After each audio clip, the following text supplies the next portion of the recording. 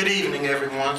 Good evening. I want to thank Dean Ammons, the Widener family, Balsa membership, the other honorees, and guests as well for this evening. They gave us some instructions, and they gave us some time limits. And I'm going to try to work within those constraints. So let me quickly say this. I was a graduate student at the University of Delaware working on a master's in public administration.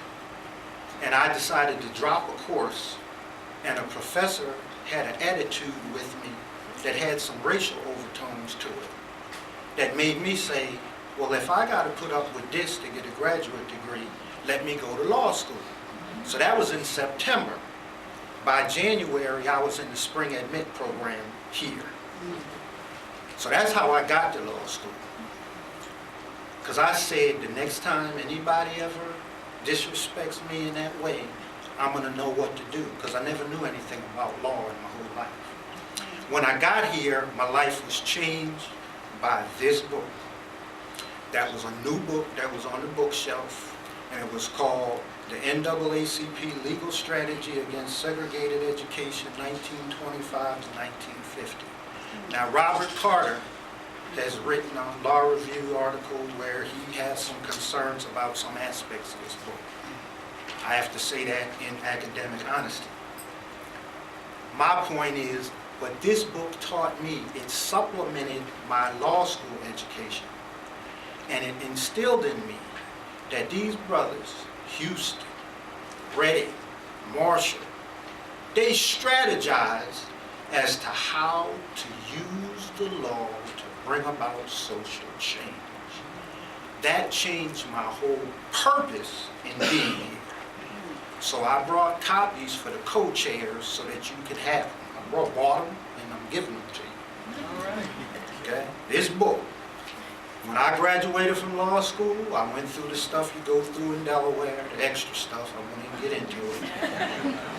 And then they swore me in, and then within a week I was at the NAACP office letting them know that I wanted to work with them. And I opened my own law office separate from that, but I worked with the NAACP. So I'm going to give you a little quick story connecting this to the students, because my life has been devoted to making opportunities for the people who come behind me, because I got to drink from the cup. I was born in '59, so I'm in the first generation of people who had real opportunity, and I drink from the cup, and I've helped refill the cup. So Delaware's Judicial Nominating Committee has 9 members. 8 of them are appointed by the governor, and 1 person was appointed by the Delaware Bar Association. This was years ago. On the surface, there's a case called Guy versus the Judicial Nominating Commission. And it's a case that would be misunderstood by the casual observer. In 2002, the governor used my case to justify keeping a veil of secrecy around proposed budget cuts she had ordered in the face of a $95 million budget deficit. This case is cited in judicial opinions and law review articles. So that's what everybody else thinks about this case. The truth is, this case was part of a multi-pronged strategy to bring about diversity in the judicial branch of the state and federal governments in Delaware. The early 1990s was a time when I became the Delaware NAACP president and chairman, which meant now, all that I learned here, I now am in a position to implement it where I live. So a statistical analysis of the Delaware judiciary and employees in the court system and appointments to judicial branch boards and commissions demonstrated that Black and Hispanic residents in Delaware suffered under a policy of exclusion that had existed for years without being addressed. The state of Delaware was not prepared for the exposure of the status of affairs on this front. So I caught him off guard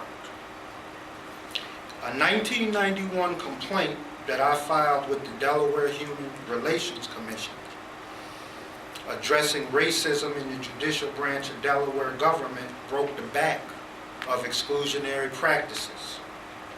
The Delaware government was now investigating itself and the entire process related to attorneys, judges, law firms, juries, employment, and related matters at the state and federal level were under review.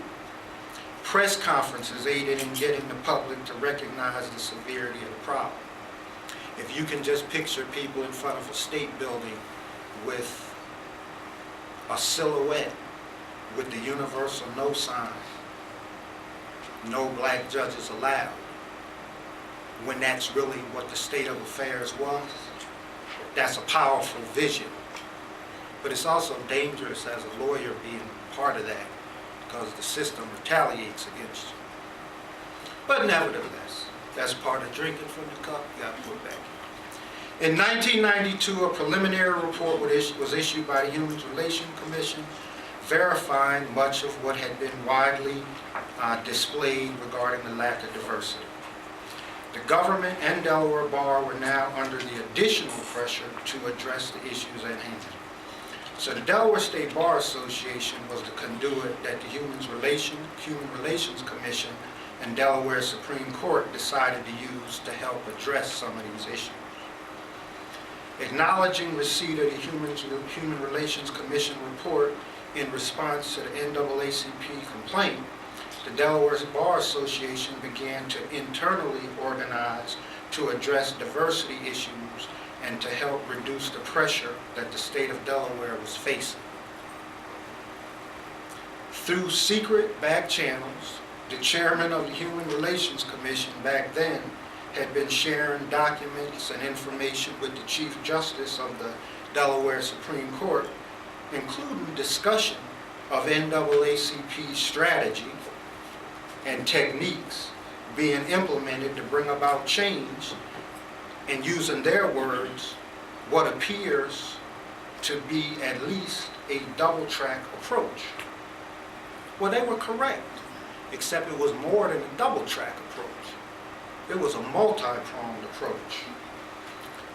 How did I know these things? After the fact, you can get the historical records and find out what people were writing and what they said. And so when the follow-up was done, these are things I learned. But what was interesting is when you see your name on pieces of paper, and you say, oh, because you all know what that means. That means folks now got you in their eyesight for being involved in this. But you drink from the cup and you pour some back in the cup. In 1992, the governor at that time was criticized by the NAACP, and that was followed by the appointment of the first black woman to a constitutional court. And a lot of you may know her, Judge Haley Alford. That's how she became the judge, from the movement that we started. In response to a press release we issued in '93, there was a 4-part expose on the lack of diversity and employment in state government in Delaware, including the court systems back in 1994. So our multi-pronged attack was working on all fronts. Simultaneously, the Federal District Court, U.S. Attorney's Office, and U.S. Marshal's Office were cited by the Delaware NAACP for exclusion of minority participation.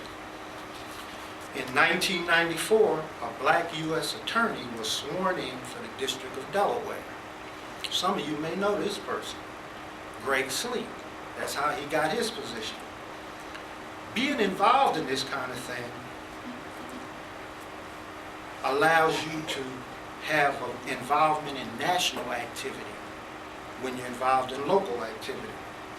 So the state and national NAACP was involved in keeping the April 1994 nomination on the radar screen, and he's now a federal district court judge, and now he's the chief judge.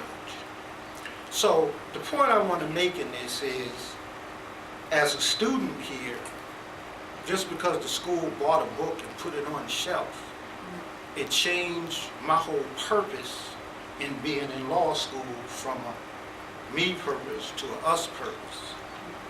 And these people who, they're the historical figures. I never really viewed myself as a historical figure. When I got this letter, I'm like, got the right person. I was involved in helping to make opportunities. I wasn't the guy who received the opportunity. So history usually calls on the recipients of the opportunity. So I appreciate you all contacting me for helping to create opportunities for others, because people had helped make opportunities for me. So I drank from the cup, filled back in. Thank you for your time.